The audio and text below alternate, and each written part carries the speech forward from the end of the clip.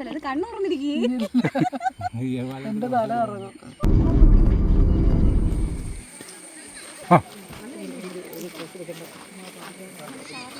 വെള്ളം കുടിക്കാൻ ഇറങ്ങി വരുന്നതായിരിക്കും അല്ലേ? അത് വാട്ടിലെപ്പോഴും കാണും. കുടുംബമുണ്ട് ഈ പണിയ സമയമായിട്ടുണ്ട്. സ്കൂളും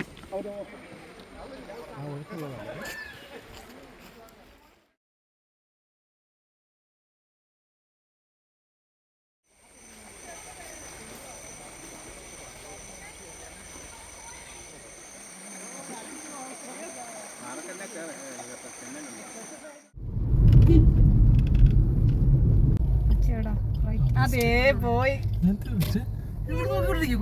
ഇവിടെ ആയിരുന്നു അച്ഛൻ നിന്ന്, ഞാൻ ഇവിടെ നോക്കിക്കൊണ്ട് നിൽക്കുകയായിരുന്നു.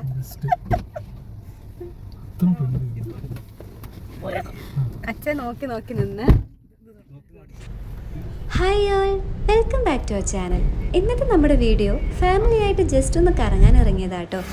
അച്ഛയുടെ അമ്മയുടെ വെഡിങ് ആനിവേഴ്സറി ആയിട്ട് അവരെവിടെ കൊണ്ടുപോകണമെന്ന് വിചാരിച്ചപ്പോഴാണ് നമ്മൾ കൊട്ടവഞ്ചി ഓർമ്മ വന്നത്. അങ്ങനെ നമ്മൾ നേരെ കോന്നിയിലേക്ക് വിട്ടു. 1 ഇയർ ബാക്ക് ഞാനും മമ്മിയും ഇവിടെ വന്നിട്ടുള്ളതാണ്. ഇത്തവണ അവരെ കൂടി കൊണ്ടുപോകാമെന്ന് വെച്ചു. അച്ഛയ്ക്ക് ജോബ് ഉണ്ടായിരുന്നത് കൊണ്ട് ഉച്ചയ്ക്കാണ് നമ്മൾ വീട്ടിൽ നിന്ന് ഇറങ്ങിയത്. നേരെ പോയി അച്ഛയും പിക്ക് ചെയ്ത്, ഉച്ച സമയമല്ലേ, എല്ലാവർക്കും നല്ല വിശപ്പായി. അങ്ങനെ നേരെ ഫുഡ് കഴിക്കാൻ കയറി. എങ്ങോട്ടേക്കാണ് നമ്മുടെ യാത്രയെന്നൊന്നും അവരോട് പറഞ്ഞില്ല കേട്ടോ. ആദ്യം നമ്മൾ പോകാൻ പ്ലാൻ ഇട്ടത് മാംഗോ മിഡോസിലേക്കാണ്. അപ്പോഴാണ് അനുക്കുട്ടനും ജോബുണ്ട്, അച്ഛയ്ക്കും ജോബുണ്ട്. ആകെ കിട്ടുന്നത് ഉച്ച കഴിഞ്ഞ് കുറച്ച് ടൈമാണ്. അതുകൊണ്ട് തന്നെ നമുക്ക് പോയി വരാൻ എളുപ്പമുള്ള ഡെസ്റ്റിനേഷൻ ചിന്തിച്ചപ്പോഴാണ് കോന്നിയിലേക്ക് വിടാമെന്ന് വിചാരിച്ചത്. ഉച്ച സമയവും ഉച്ചയൂണും കഴിഞ്ഞത് കൊണ്ടാവും കാറിനുള്ളിലേക്ക് കയറിയപ്പോൾ രണ്ടുപേരും ചെറുതായിട്ടൊന്ന് ഉറങ്ങി.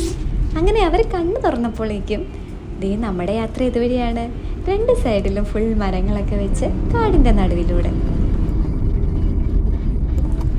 അമ്മയ്ക്ക് ഈ കാട്, വെള്ളം ഇതൊക്കെ കുറച്ച് പേടിയാണ് കേട്ടോ. ആളാകെ പേടിച്ചുപോയി, ഇത് എങ്ങോട്ടേക്കാണ് ഈ പോകുന്നതെന്ന്. അങ്ങനെ നമ്മൾ നമ്മുടെ ഡെസ്റ്റിനേഷൻ എത്തി.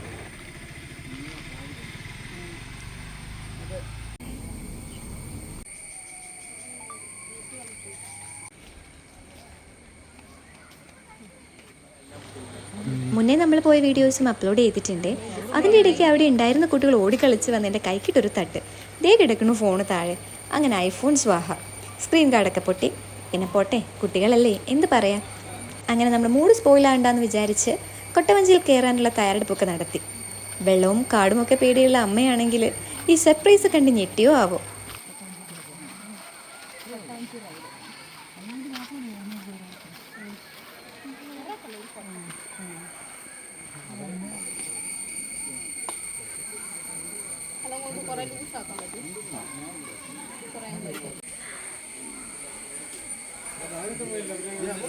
Chess number 1.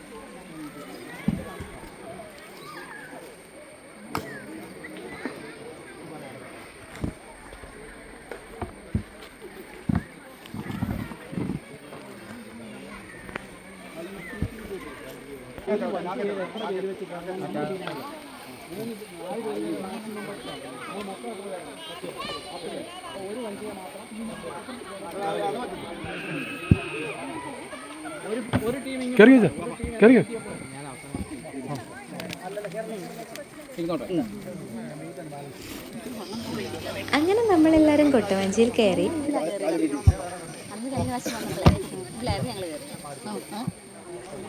ഇതിനാഴമില്ലമ്മേ, ഇവിടെ അധികം ആഴമില്ല. അടിയാണോ അത് അങ്ങോട്ട് നോക്കുന്നു? അങ്ങനെയൊക്കെ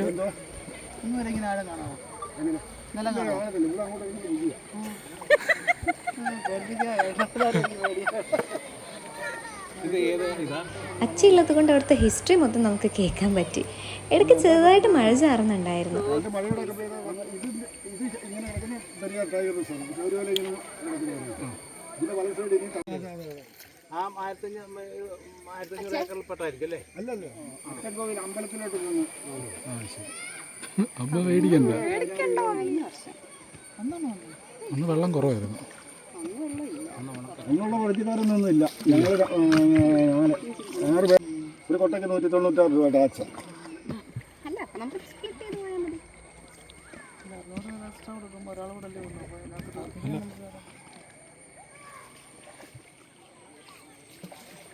ഇഷ്ടംപോലെ മീനൊക്കെ പിടിക്കാനുള്ള അധികാരമുള്ളൂ. വനത്തിക്കാരാണ് ഇതിനകത്തെ മീൻ അവർക്ക് ഉള്ള ജീവിതമാർഗ്ഗത്തിൽ.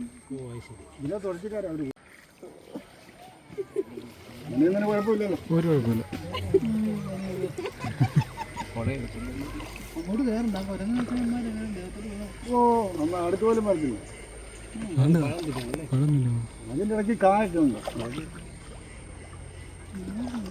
ഈ ആദിവാസികളൊക്കെ ഇതിനകത്ത് താമസക്കാർ അല്ല അകത്തല്ല, പുറത്ത് വരുന്ന കോളനി ആയത് കണ്ടിത്തോട്. അതിനപ്പുറത്ത് ട്രൈബൽ സ്കൂളായി 10-29 കുടുംബമുണ്ട് ഈ പളിയ സമുദായത്തിൽപ്പെട്ടു. ഇതിനപ്പുറത്ത് ട്രൈബൽ സ്കൂളും വെള്ളത്തിലോട്ടൊന്നും ചേർത്ത് അങ്ങനെയാണ്. ആനയും പോയി അതുങ്ങൾ കുളിച്ച് കുളിയൊക്കെ കഴിഞ്ഞാൽ അല്ലേ? നമ്മളെ കാണുമ്പോൾ ഇതെല്ലാം ആനത്താരകളാണ്. ഈ ആന ഇറങ്ങി ഈ വഴിയോ? ആന ഇറങ്ങി വരുന്ന സ്ഥലമാണ്. ദൂരം പോകും. മാത്രമേ ഇത് തുറന്നു കൊടുക്കത്തുള്ളൂ. അത് ആനച്ചാലാന്ന് തോന്നുന്നല്ലേ? അപ്പുറം അതുവഴി എല്ലാം ഇറങ്ങുന്നത്. ആന പോത്താറ്റിലുണ്ടെങ്കിൽ ആന ഇറങ്ങും.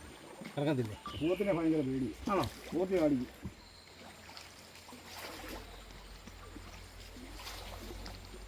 ഇവിടെ കോഴിക്കോടാണ് പേടിക്കണ്ടായിട്ട്.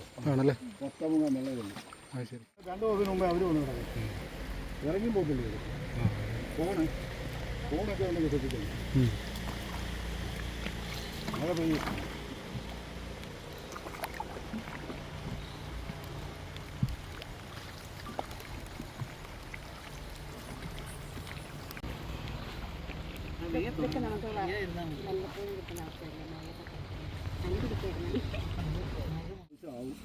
ഇവിടെ വന്നവരൊന്നും ഉണ്ടാക്കി തരുന്നത്. ഇതൊക്കെ നമ്മൾ വെട്ടുന്നതാണ്. അത് ആന ആന തള്ളിയിട്ടാണ്. ആണോ? അതെല്ലാം ആനത്താരകളാണ്. അത് റോഡിൽ നിന്ന് ഇങ്ങോട്ട് ഇവിടെ വന്നിട്ട് കറക്കിയില്ലെന്നൊക്കെ പറയാം.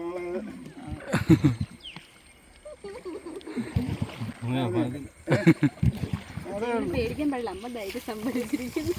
ധൈര്യം സംഭരിക്കും. നല്ല രസമല്ലേ? അത് കണ്ണുറന്നിരിക്കും.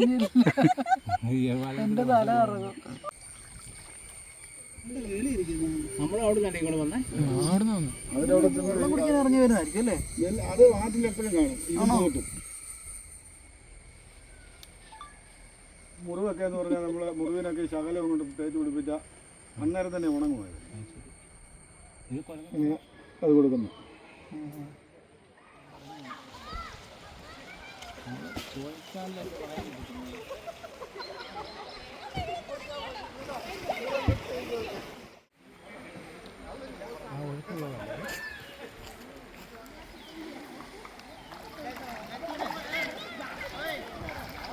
അങ്ങനെ കാടിന് നടുവിലൂടെയുള്ള യാത്രയ്ക്ക് ശേഷം അവിടെ നിന്ന് ഫോട്ടോസും വീഡിയോസും ഒക്കെ എടുത്തു.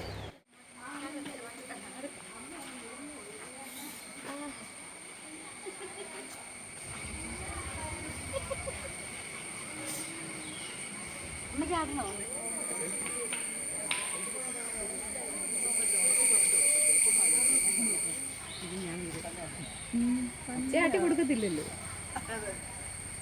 പിന്നെ ഊഞ്ഞാൽ കണ്ടപ്പോൾ നേരെ അതിൽ കയറി. അമ്മയുടെ ചിരി കണ്ടോ? നല്ല നീളമുള്ള ഊഞ്ഞാലല്ലേ? ഇടയ്ക്ക് ഇതുപോലെ നമ്മുടെ ഫാമിലിയൊക്കെ ആയിട്ടൊരു ട്രിപ്പൊക്കെ പോകണം. എന്ത് രസമല്ലേ? ചിലപ്പോൾ അടുത്തുള്ളൊരു ഡെസ്റ്റിനേഷൻ ആവും, പക്ഷേ അത് അവർക്ക് കൊടുക്കുന്ന റിലീഫ് വളരെ വലുതാണ്. നമ്മുടെ ബിസി ലൈഫിൽ നമ്മൾ ജോലിയും തിരക്കുമൊക്കെ ആയിട്ട് പോകുമ്പോൾ കുറച്ച് സമയമെങ്കിലും നമ്മൾ അവർക്ക് വേണ്ടി മാറ്റി വയ്ക്കുമ്പോൾ അവർക്കുണ്ടായിരുന്ന ആ സന്തോഷം, അത് കാണുമ്പോൾ നമുക്കുണ്ടാവുന്ന സന്തോഷം, ഇതൊക്കെയല്ലേ ലൈഫ്.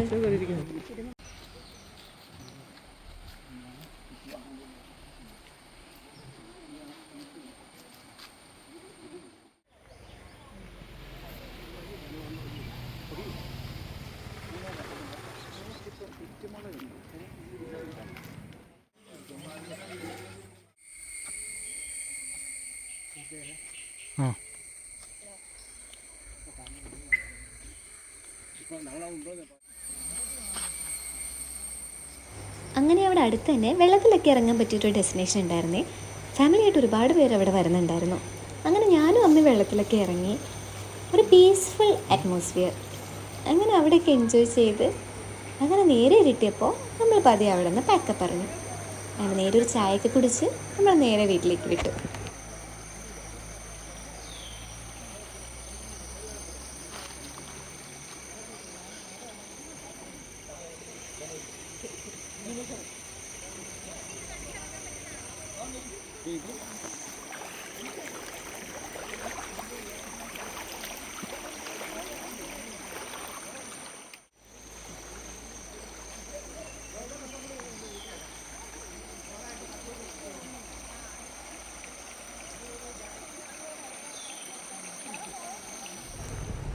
അപ്പോൾ ഇന്നത്തെ വീഡിയോ ഇത്രയേ ഉള്ളൂ. നെക്സ്റ്റ് വീഡിയോ കാണുന്നവരെ ബൈ ബൈ, സീ യു.